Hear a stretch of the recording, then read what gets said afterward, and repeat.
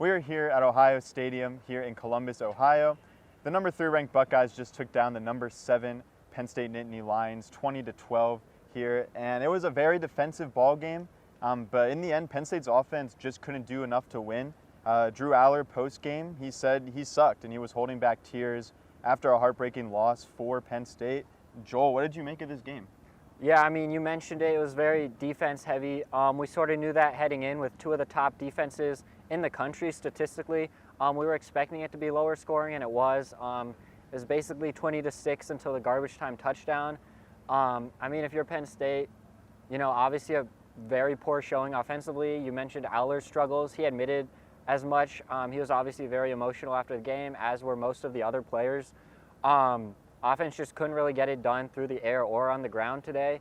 The defense, I thought, played really well for most of the game. Started to crack a little bit toward the end, but that's expected when you're on the field all the time because, I mean, the defense, the starters haven't had to play a full game yet this year, and then all of a sudden they were thrust into this game where they had to go start to finish against one of the top offenses in the country.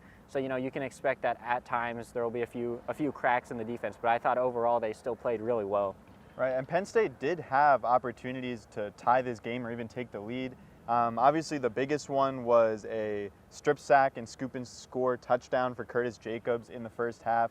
That was called back because of a defensive holding.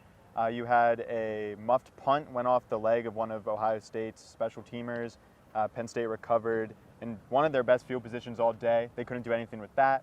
And you just talk about all the third downs. They were just 1 of 16 on third downs, which isn't going to cut it against really most teams in the nation, no less a team like Ohio State.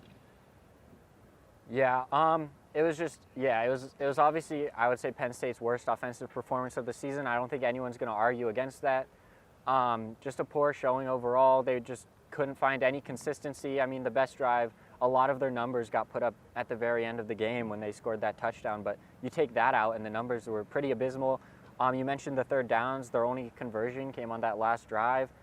So they were just terrible on third downs. That's just not how you're going to win a game against the number 3 team in the country. And a loss like this obviously is demoralizing. It's a huge shot for Penn State's playoff hopes. But do you think that there's still an opportunity for this team to go to the playoffs? Yeah, I mean, I think obviously the playoffs are still on the table. There are a lot of one-loss teams that have made it before. But what this does is it really takes that out of Penn State's hands, where the Nittany Lions no longer control their own destiny. Where before, if you run the table, you're in. Now you kind of have to rely on some other teams losing or some other, you know, outcomes in order to make it. Obviously, a win over Michigan would go a really long way. And if there's a 3-way tie at the top of the Big Ten East, maybe Penn State gets into the Big Ten championship game. You win that, you're sitting at 12-1. You're not getting left out of the playoffs with that record, but I mean, with what we saw today, I don't know how that offense is going to score against Michigan, which is supposed to be an even better defense than Ohio State. Right. Well, Penn State next week will be back at home taking on Indiana. We'll be right there with you at Beaver Stadium. But for now, I'm Sam Woloson. I'm Joel Haas. Thank you guys so much for watching. Take care.